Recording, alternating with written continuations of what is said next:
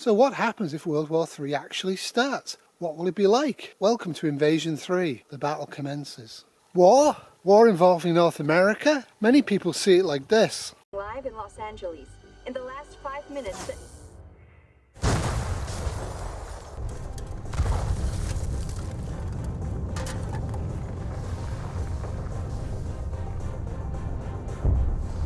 But in reality, will everything start and end in a nuclear blast?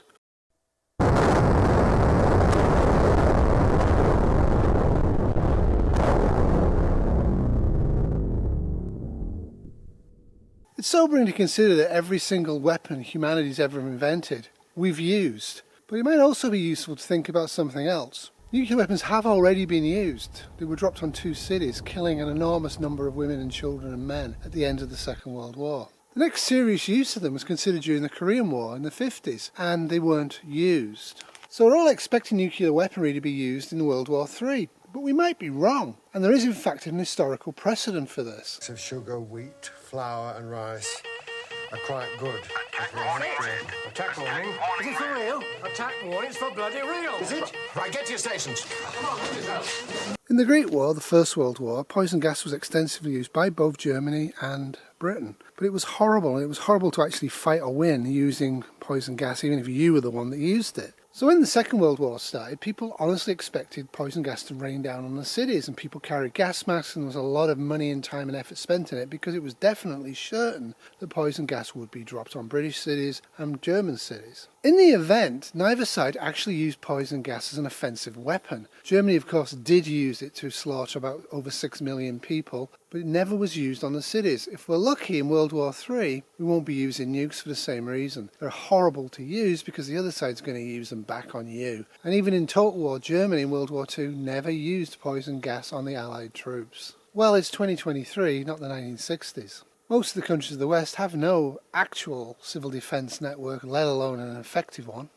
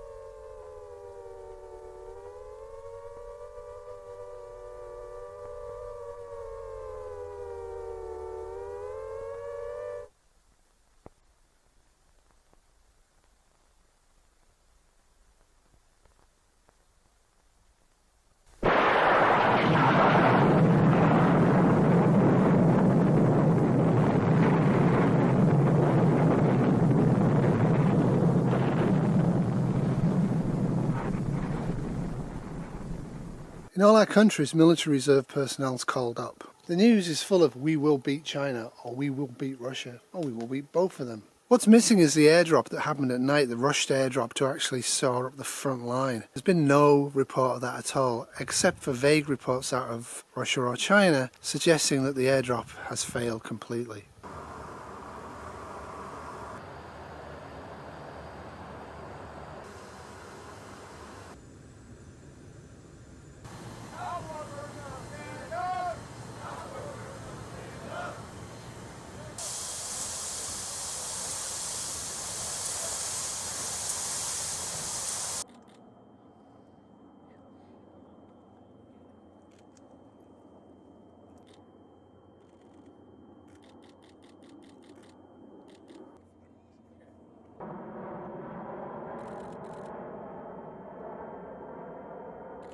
One morning we wake up. China has invaded Taiwan, or Russia has defeated Ukraine and is now sweeping westwards. America and Britain rush airborne troops to the forward line to hold it, to stop the advance. It's all a big mess. The newspapers and the TV reports are absolutely full of nothing else. It's war. All airports and seaports are closed to civilian traffic. All of the crews of the planes and the boats are actually commandeered to send troops and equipment as fast as we can into the conflict zone. In some countries, all, and a lot of countries, most of the highways are shut to get the troops to the ports as fast as possible. Trains are shut to civilian use as well for this reason. Now people want to get home. That's the drive here. Something bad's happening, I want to get home. And yet it's really hard to. Only a few short days ago it was dead easy, but now it's almost impossible. 36 hours after the night drop, a very well publicised drop is going to take place. NATO's paratroop troops en masse are going to land and they're going to stop the advance. This time reporters are embedded with them.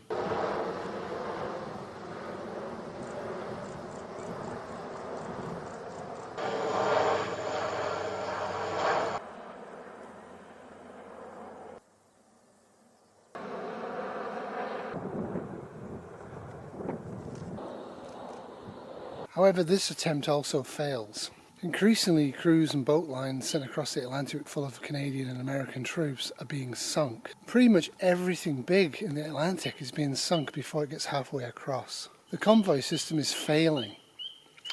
Using random and confusing courses seems to be sort of working, but not really. The loss of life and equipment is absolutely enormous. Russia or China is using automatic torpedoes that are just circling the Atlantic, finding by radar, and then locking on and destroying anything moderately big.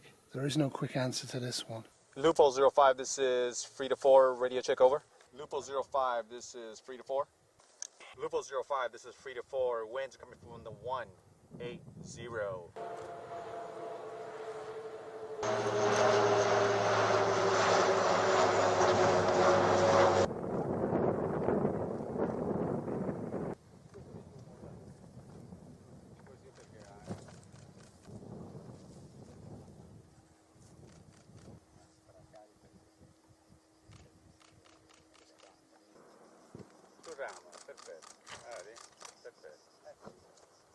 The loss of life is absolutely enormous. 유도한 게 보여줬어야 되는데 승객들은 거의 다 나왔어요 배에서? 예.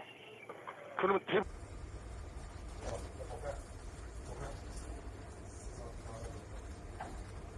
Okay.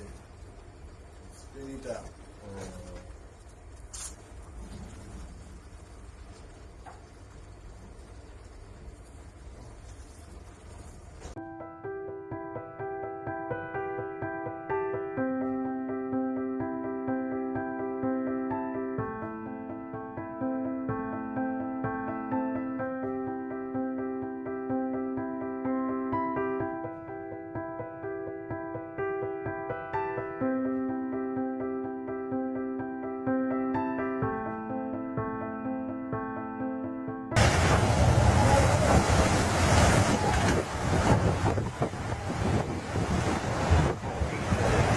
Everybody get China into this.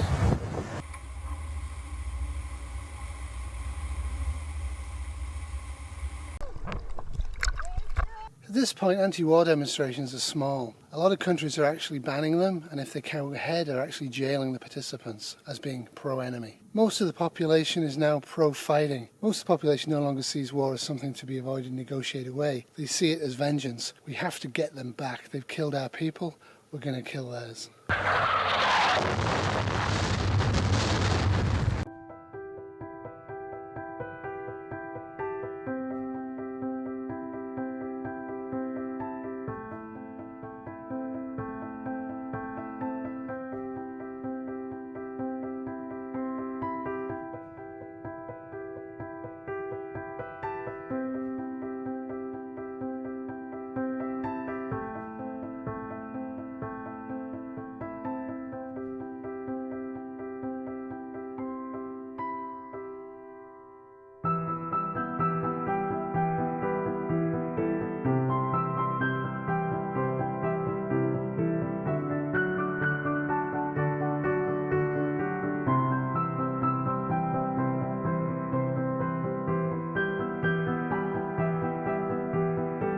Where demonstrations are allowed, they're kept small, and they're basically used by the government media to promote the idea of the war rather than the anti-war. So NATO has proven time and time again to be a force of war and destruction.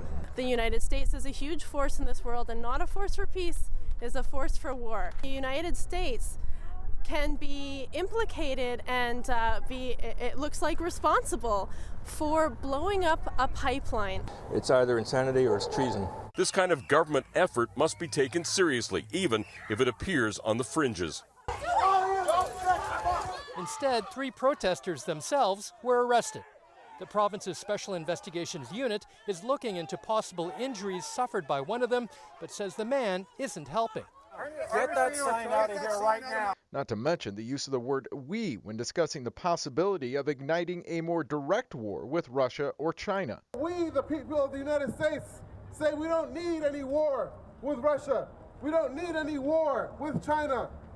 What we need is for a government to meet the needs of the working people in this country. They are against the U.S.'s support of Ukraine and want to do away with NATO. I don't know what they thought was going to happen. The city's mayor couldn't hide her disdain.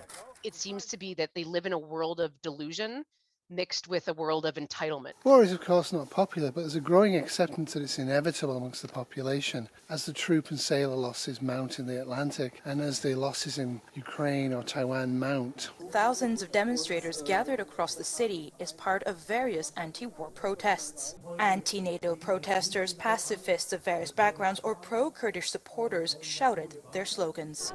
This comes as world leaders at the conference urged to step up military aid to Ukraine. Российский премьер подчеркнул, надо усилить сотрудничество в рамках союзного государства, а на совещании в правительстве обсуждали, как сохранить доступность лекарств. The world argues there should be peace talks. The remaining superpowers that aren't involved in the war are demanding both sides stop it.